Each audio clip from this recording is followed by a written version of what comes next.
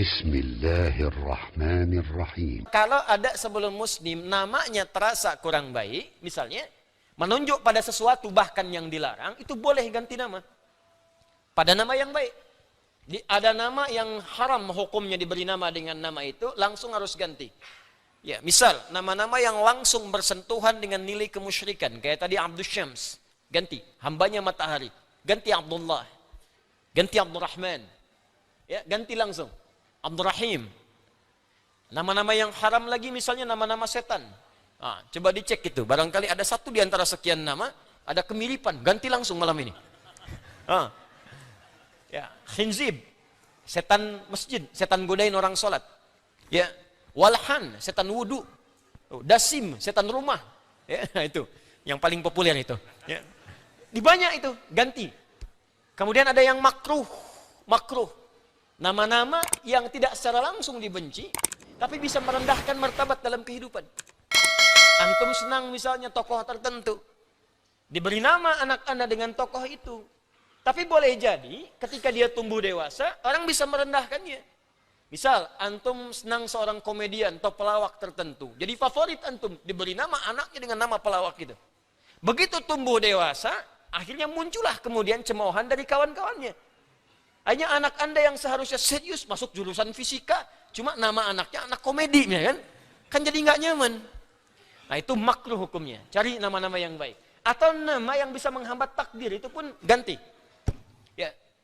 Karena itu Nabi mengatakan nama bagian dari doa.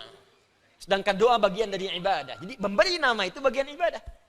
Itu ada di Quran, salah satunya isyaratnya surah ketiga Ali Imran di ayat ke-36. Bahkan sejak dalam kandungan ayat 35-nya, itu ibu bapak sudah harus memilihkan nama terbaik sesuai harapannya. Bicaranya begini, berdoa dulu. Anaknya mau jadi apa? Arahkan dari kecil. Ya, bahkan sebelum dia lahir. Misal anak pertama mau dekat dengan Al-Quran. Ya, mohon minta sama Allah. Makanya diajarkan oleh Hannah, istrinya Imran, itu selalu berdoa. Perbanyak doanya, perbanyak. Aku ingin anakku yang ini dekat dengan Allah. Aku ingin dia terjauh dari maksiat. Minta sama Allah. Sehingga bahkan saking pengennya bernazar. Idh qalat imra'atu Imran, Rabbi inni nadhartu laka ma fi batni muharrara fataqabbal minni. Doa. Lalu diberi nama sesuai dengan harapan itu. Makanya diberi nama dengan Maryam. Maryam itu di lisan orang-orang pada saat itu, maknanya perempuan yang terjaga. Perempuan yang taat. Perempuan yang menjauh dari maksiat. Jadi diberi nama sesuai harapan Anda. Anda apa pengennya anak pertama ini? Ahli Quran. Beri nama dia. Muhammad Ahlul Quran. Abdurrahman Hamilul Quran misalnya. Beri nama. Ya, anak kedua pengen apa? Ahli hadis. Ya, misalnya siapa? Amali misalnya Husnul Hadis. Amali Mustafa Nabi. Ya, Muhammad Ahlul Hadis. Ya. Anak ketiga ahli fiqih misalnya. Beri nama. Abdurrahman Faqihul Quran. Abdurrahman Faqihul Islam. Beri nama. Ya, setelah itu pilih guru yang baik. Seperti Imran memilih Zakaria. Cari orang soleh, dampingi anak Anda. Dari sejak kecil bimbing. Tempatkan tempat yang baik, bikin mihrab. Jadi sesuai dengan harapan Anda. Ya, oh kalau di rumah ada ahli Quran, ahli hadis, ahli fikih, lengkap. Begitu punya masalah, tanya kakak ayatnya apa. Oh, ayah surah sekian, ayat sekian. Di mushaf posisi paling kanan, sebelah atas agak ke pojok. Hadisnya apa? Adiknya langsung bilang, qala Rasulullah sallallahu alaihi wasallam, terdapat di mujam keda wa keda, selesai. Loh, hukum fikihnya apa? Si bungsu langsung nyeletuk. Qala al-Imam Abu Hanifah, qala Imam Malik, qala Imam Syafi'i, qala Imam Ahmad. Sudah. Pengajian kosong. Di rumah lengkap semua. Begitu caranya.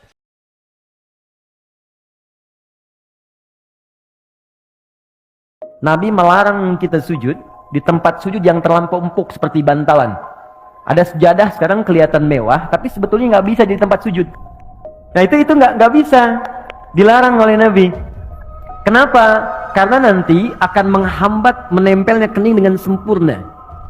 Nah nanti kata Nabi, idza sajadta famakin sujudak. Kalau engkau sujud, tempelkan dengan sempurna sehingga terasa ada penempelan antara kening dengan tempat sujud. Dan sekarang ketika diteliti secara ilmiah ada titik God spot di sini. Itu enak, jadi kayak kita tuh kayak sujud itu kayak mengalir ke puncak ke dalam kepala kita, ke bagian yang tengah ini. Dan biasanya kalau awal-awal belum sempurna itu agak pusing dulu awalnya. Setelah itu nikmat. Ada seseorang pernah bunuh 100 orang. Kerjaannya mabuk. Dia sering berzina, seringkali berselisih. Dosanya luar biasa. Orang menganggapnya sudah ahli neraka lah. Ya, seakan-akan sudah sehasta dia masuk dalam neraka. Dia pandangan banyak orang. Padahal menurut keterangan Nabi di Al-Arba'in nomor hadis yang keempat, posisi paling kiri paling bawah, ya, ada orang-orang yang dalam pandangan manusia seperti sehasta tinggal ke neraka. Ternyata dia mengambil hidayah dari Allah, fayasbiqu alaihi kitab, maka tertulis di dalam kitabnya, maka dia masuk ke dalam surga karena dia mau merubah dengan itu.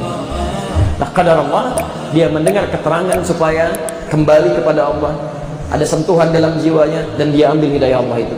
Qul ya ibadiyalladzina asrafu ala anfusihim, katakan Muhammad pada hamba-hambaku yang sudah merasa berlebihan dalam dosanya. Orang cuma dusta saja, ini dusta, bunuh orang, mabuk, macam-macam dan sebagainya. La taqnatu min rahmatillah, jangan putus asa dari rahmat Allah, masih diberikan peluang untuk kembali.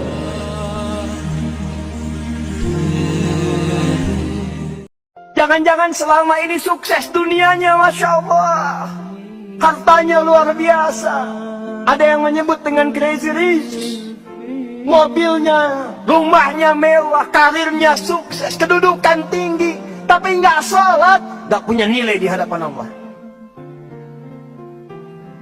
Anda ilmu tinggi, nggak sholat, nggak ada nilai di hadapan Allah. Jabatan tinggi, nggak sholat, nggak punya nilai di hadapan Allah.